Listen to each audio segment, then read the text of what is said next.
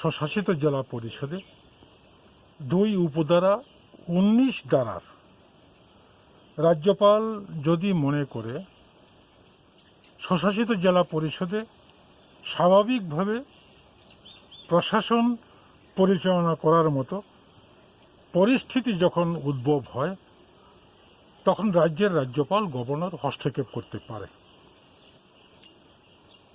আজকে রাজ্যের স্বশাসিত জেলা পরিষদের পরিচালনার কার্যে প্রশাসক যে নিয়োগ করা হয়েছে সেখানে একটু ব্যতিক্রম দেখা যাচ্ছে। সেটা হচ্ছে স্বশাসিত জেলা পরিষদ যদি তাদের আভ্যন্তরীণ কোনো ধরনের কুণ্ডল, আভ্যন্তরীণ কোনো ধরনের সমস্যা সৃষ্টি হয় তখন রাজ্যপাল হস্তক্ষেপ করতে পারে। কিন্তু ত্রিপুরা রাজ্যে 35 বছর স্বশাসিত জেলা পরিষদের ইতিহাসে এই প্রথম এই পরিস্থিতি উদ্ভব হয়েছে। সবথেকে বড় কথা হচ্ছে 2020 সালের 17 তারিখ মে অবধি 2015 সালে নির্বাচিত বর্তমান প্রশাসক শাসক দলের মেয়াদ ছিল। যেহেতু গোটা পৃথিবীতে ভারতবর্ষে একটা দুর্যোগ পরিস্থিতি সৃষ্টি হয়েছে, এই দুর্যোগ পরিস্থিতির কারণে পৃথিবীর বহু রাষ্ট্র ভারতবর্ষ বিভিন্ন ক্ষেত্রে রিল্যাক্সেশন দিয়েছে, ছাড় দিয়েছে। তো আমাদের বক্তব্য হচ্ছে স্বশাসিত জেলা পরিষদে প্রশাসক নিয়োগ করার অধিকার, সাংবিধানিক অধিকার রাজ্যপালের রয়েছে। প্রশাসক নিয়োগ না করে বিকল্প কোনো পদ খোঁজা যায় কিনা, কারণ জেলা পরিষদে এখনও 588তে ভিলেজ কমিটি রয়েছে। সব ভিলেজ কমিটি নির্বাচিত। প্রশাসক নিয়োগ করলে পরে আমলা বনাম নির্বাচিত প্রতিনিধিদের মধ্যে কোনো ধরনের ক্লেশ আসবে কিনা, সংঘাত আসবে কিনা, সেটা আমাদের একটা সন্দেহ হচ্ছে। কাজেই জেলা পরিষদ এলাকায় গণতান্ত্রিক প্রশাসনিক যে ব্যবস্থা, এই ব্যবস্থার কোনো ব্যাঘাত আছে কিনা সেটা আমরা অত্যন্ত চিন্তিত আছি। তাই আমরা দাবি জানিয়েছিলাম প্রশাসক নিয়োগ করার অধিকার রাজ্যপালের সাংবিধানিক অধিকার, সেটা করতেই পারে। সেখানেও একটা উল্লেখ আছে, বিধানসভায় ফ্লোরে অধিবেশনে জেলা পরিষদে প্রশাসক নিয়োগ করার বিষয়টা উত্থাপন করতে হবে, বিধানসভায় সেটা সম্মতি নিতে হবে। যদিও রাজ্য সরকারের কাছে এই ধরনের সুযোগ নাই, আগামী কয়েকদিনের মধ্যে বিধানসভা অধিবেশন দেখে বিধানসভা থেকে অনুমোদন নিতে হবে। এটাই আমরা বলছি, বিকল্প কোনো পদ আছে কিনা রাজ্য এবং কেন্দ্র সরকার এখনও সময় আছে, সেটা উভয় সরকার ভাবুক। কারণ আগামী 6 মাসের মধ্যে নির্বাচন করতে হবে, কিন্তু ভারতবর্ষে আগামী 6 মাসে নির্বাচন করার মতো কোনো পরিস্থিতি আসে কিনা। কাজে এই অবস্থায় বিকল্প কোনো পথ আছে কিনা রাজ্য সরকারকে, আমরা কেন্দ্র সরকারকেও আহ্বান জানাচ্ছি। কারণ লকডাউনের ফলে কেন্দ্র সরকার সর্বক্ষেত্রে রিল্যাক্সেশন দিয়েছে এই দুর্যোগ পরিস্থিতির কারণে। কাজে এটি বারবার বলতে হয়, যেহেতু দুর্যোগ পরিস্থিতির কারণেই স্বশাসিত জেলা পরিষদে সময় মতো সাধারণ নির্বাচন করতে পারেনি, তাই এই ব্যাপারে রাজ্য এবং কেন্দ্র সরকার বিকল্প কোনো গণতান্ত্রিক ব্যবস্থায় যাহাতে জেলা পরিষদ প্রশাসন পরিচালিত হয় সেই ব্যবস্থা করা যায় কিনা, এটা ত্রিপুরাজ্যের যে 37 লক্ষ জনগণের তরফ থেকে ত্রিপুরাজ্যের স্বশাসিত জেলা পরিষদকে আরো শক্তিশালী করা মানে কিছু টাকা দিয়ে দেওয়া না। আইনগত দিক থেকে, অর্থাৎ তার সাংবিধানিক অধিকারের দিক থেকে, অর্থনৈতিক দিক থেকে, পরিকাঠামোর দিক থেকে, সব দিক থেকেই। কেননা গত বিধানসভা নির্বাচনের প্রাক্কালে এটাই ছিল অন্যতম একটা ইস্যু। সেই ইস্যুকে সামনে রেখে বর্তমান ত্রিপুরা রাজ্যের শাসক দলের যে দুইটা শরিকের অন্যতম শরিক আইপিএফটি, তারা এই দাবিটাকেই ত্রিপুরাল্যান্ড হিসাবে তারা তুলেছিল এডিসিকে কেন্দ্র করে। অর্থাৎ বর্তমানে এডিসি যে আইনে চলছে, এই আইনে এডিসির যে স্বপ্ন এটা পূরিত হবে না, কাজে ত্রিপুরাল্যান্ড করতে হবে। ভারতীয় জনতা পার্টি তারা বলছে না, আমরা ত্রিপুরাল্যান্ডের যে আইডিয়াটাকে আমরা সমর্থন করি না, তবে হ্যাঁ স্বশাসিত জেলা পরিষদকে শক্তিশালী করতে হবে, আইন সংশোধন করতে হবে, সংবিধান সংশোধন করে।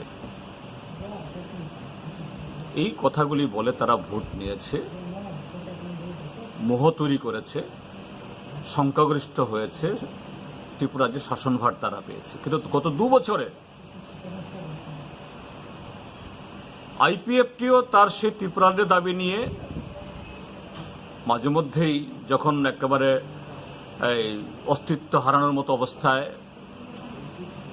যুবকদের সামনে দাঁড়াতে পারছে না, তখন গিয়ে একটু লোক দেখানো 2-1 প্রতিনিধি পাঠায়, এখানে সেখানে একটা ডেমনস্ট্রেশন করে। তাও আগরতলা শহরে কোনো ডেমনস্ট্রেশন করে না, তারা ওই খুমলুঙ্গি নিয়ে করে।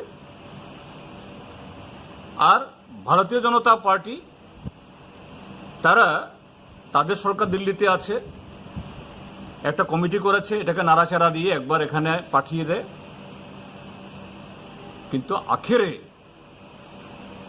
কোনো ধরনের আর পদক্ষেপ সেখানে নেই। অর্থাৎ এটা সম্পূর্ণভাবে শুধু এডিসি অংশে মানুষের প্রতি প্রতারণা না, এই প্রতারণা সমগ্র ত্রিপুরা রাজ্যকে।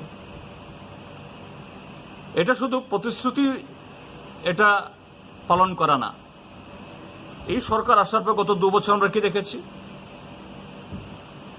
এডিসির জন্য বর্তমান যে 6ষ্ঠ তফসিল আইন মোতাবেক যে অর্থ তাদের ন্যায্য পাওনা, সে অর্থ দিচ্ছে না। তারা যেভাবে কাজ কর্ম করতে চায় বা করার তা অধিকার আছে, সেটা করতে পারে না প্রশাসনিক দিক থেকেও। আর অন্য দিক থেকে শাসক দলের মাতব্বরদের যে অসাংবিধানিক চাপ দিয়েও গত 2 বছর নানাভাবে এডিসিকে তারা উত্তক্ত করেছে। অর্থাৎ এই এডিসি এলাকা এটাকে আরো দুর্বল করে দাও। কাজে গত 2 বছর এডিসি দুর্বল হওয়া মানে রাজ্য দুর্বল হওয়া, গণতন্ত্র দুর্বল হওয়া।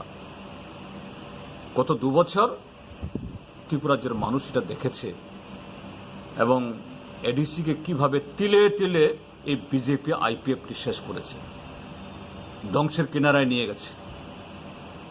যাই হোক, এখন প্যান্ডেমিকের কারণে এখন নির্বাচন হওয়ার কথা ছিল, এই একদিন হয়ে যেত, হতে পারেনি।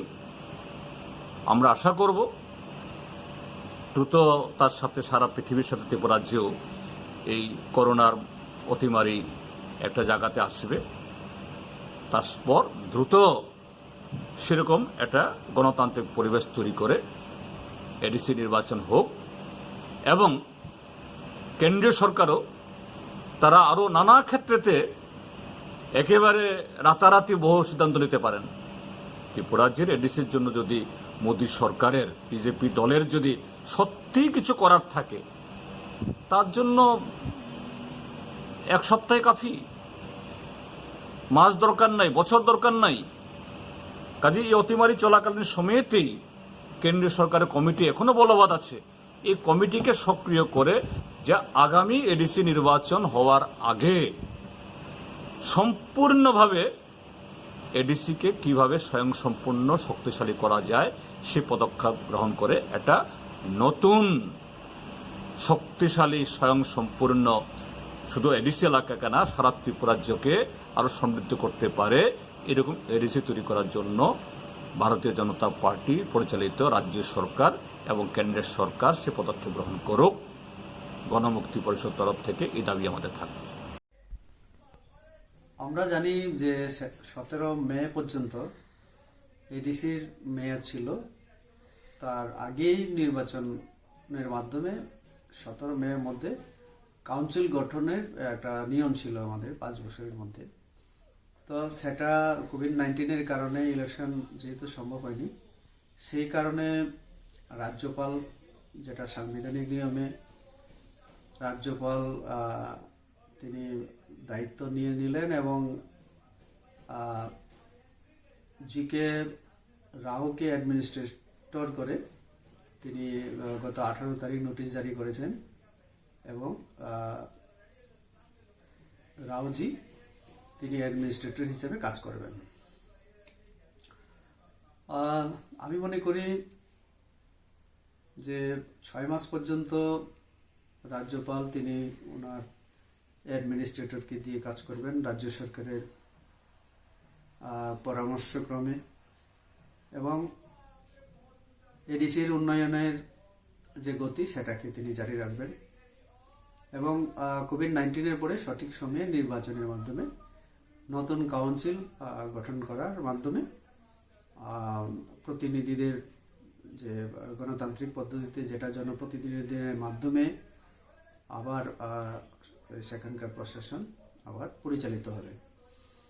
আমি মনে করি এডিসি কে নতুনভাবে চিন্তা ভাবনার দরকার আছে।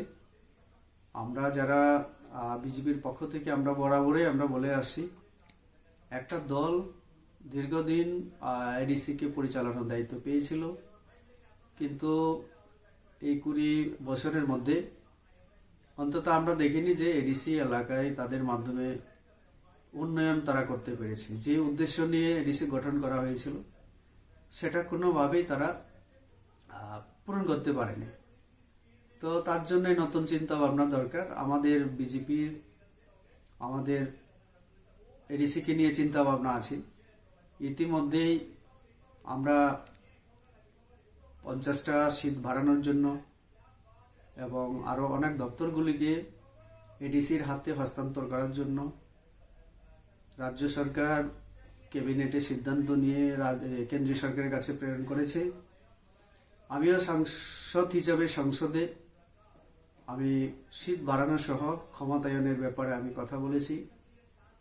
আমি হোম মিনিস্টারের সঙ্গেও ব্যক্তিগতভাবে 2 জন আমাদের স্বরাষ্ট্রমন্ত্রী, তাদের সঙ্গে অমিত শাহজি এবং আমাদের যে কিষাণ রেড্ডিজি, তাদেরকে আমি অবগত করেছি এবং কেন্দ্রীয় মন্ত্রীদের সাথে আমাদের যে অর্জুন মুন্ডাজি ট্রাইবাল ওয়েলফেয়ার মিনিস্টার, তাদের সঙ্গে আমি এই ব্যাপারে কথা বলেছিলাম।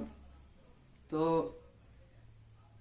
আমি মনে করি আগামী দিনে প্রশাসনিক এবং আর্থিক ক্ষমতা বৃদ্ধির মাধ্যমে এডিসির উন্নয়ন করা সম্ভব। আমাদের বিজেপির পরিকল্পনা আছে এডিসিকে নতুনভাবে সাজিয়ে তোলার। তো কাজেই 6 মাস পর্যন্ত এখন এই কোভিড-19 বিভিন্ন কারণে যেটা ইলেকশন হতে যেতে পারছে না, তো স্বাভাবিক পরিস্থিতির পরে নির্বাচনের মাধ্যমে আমি আশা করি যে ত্রিপুরার জনগণ বিজেপিকে সুযোগ দেবে এডিসিকে সুন্দরভাবে গড়ে তোলা এবং আর্থ সামাজিক সাংস্কৃতিক ভাষাগত আমাদের শিক্ষা ইত্যাদি উন্নয়নের জন্য কাজ করার একটা সুযোগ দেবে।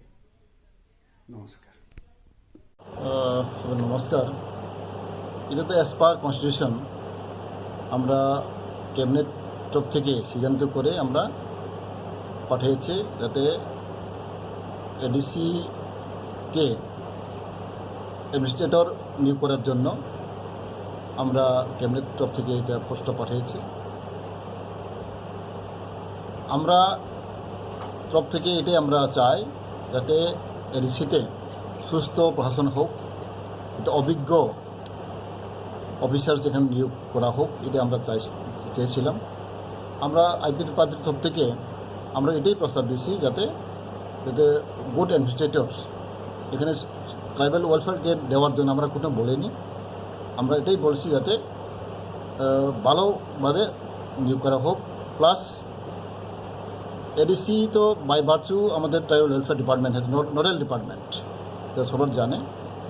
তো কিন্তু ওখানে প্রশাসক যে থাকবো, অ্যাডমিনিস্ট্রেটর থাকবো জি.কে. রাও, তাই নিয়ে এটাই দায়িত্ব with the consultation of the cabinet minister, with council minister, উনি মাঝে মাঝে আমাদের কাউন্সিল মিনিস্টার সঙ্গে যোগাযোগ রেখেই এই কাজটা তাই করা হোক, এটাই আমরা প্রস্তাব দিচ্ছি। আমরাও ওয়েলকাম করছি, আমরা খুব খুশি, কারণ আমাদের অভিজ্ঞ অফিসার্স জিকে রাও আমরা সবার জানি, উনি অনেক অভিজ্ঞ ছিল, ত্রিপুরা রাজ্যে অনেক কাজ করছে তাই যার জন্য আমরা কোনো আপত্তি নেই, আমরা সবাই সন্তুষ্ট, এই ব্যাপার নিয়ে আমার কোনো মন্তব্য নেই।